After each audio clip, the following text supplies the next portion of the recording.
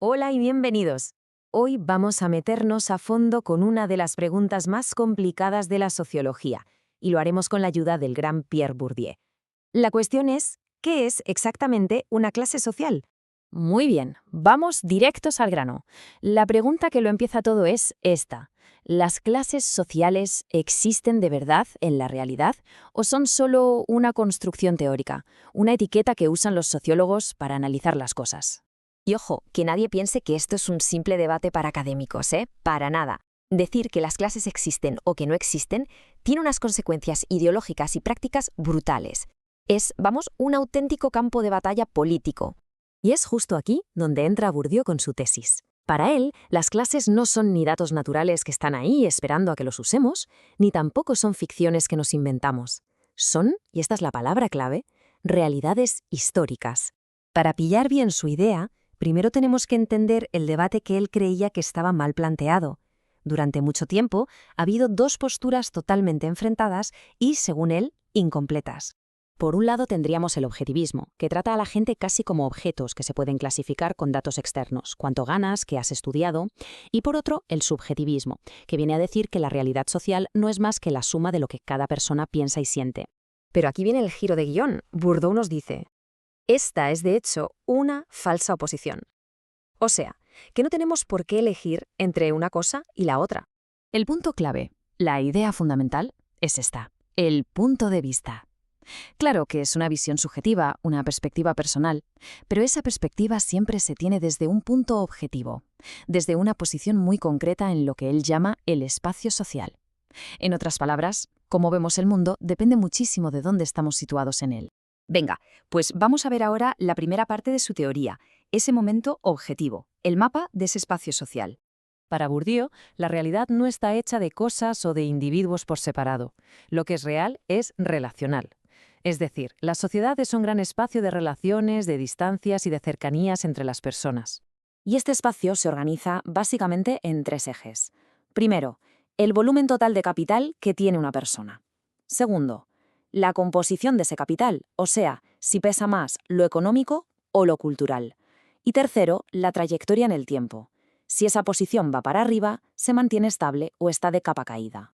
Es súper importante entender que cuando Bourdieu habla de capital, no habla solo de dinero.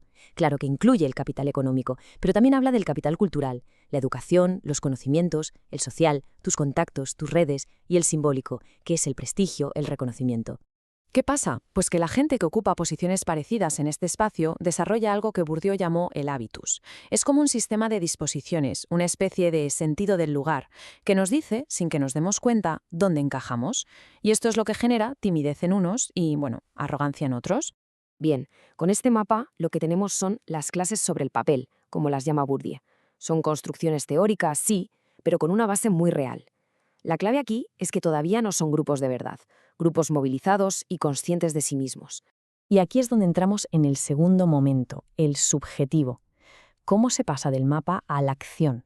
Porque este salto no es automático. Hace falta un trabajo político, una lucha por definir y por clasificar el mundo social. El título del famoso libro de E.P. Thompson lo clava: La formación de la clase obrera en Inglaterra. Las clases no se encuentran por ahí sin más, se hacen, se construyen activamente a lo largo de la historia.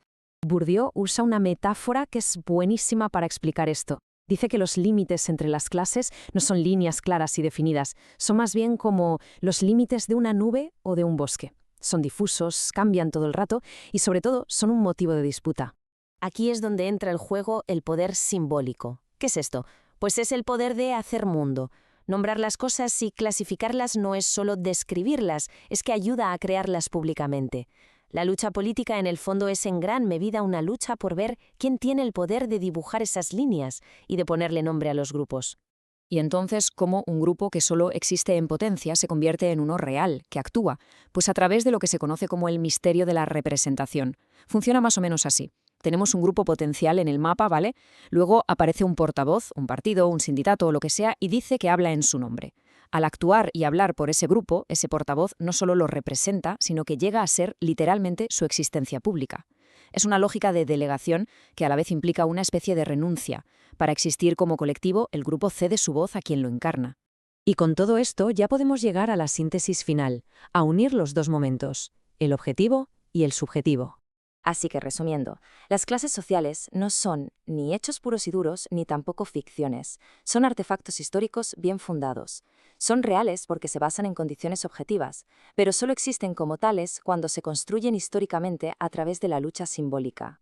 Y esto no se aplica solo a la clase obrera, ¿eh? Este mismo proceso lo podemos ver en los famosos cadres franceses, esa especie de clase directiva, o en la creación de la categoría de la tercera edad, o incluso en la idea moderna de la familia nuclear. Todos son grupos que no son naturales, que han sido inventados, construidos históricamente. Por lo tanto, el punto central de todo esto es el siguiente. Una teoría social que se tome en serio a sí misma no tiene que elegir entre la estructura y la acción. Lo que tiene que hacer es mostrar cómo la estructura, el mapa social, hace probable la acción, y cómo la acción, la lucha por clasificar, va transformando esa misma estructura. Y claro, todo esto nos deja con una pregunta final, para que le demos una vuelta. ¿Quién tiene hoy el poder de nombrar a los grupos que definen nuestro mundo? ¿Qué clases se están construyendo o quizás se están borrando justo delante de nuestros ojos?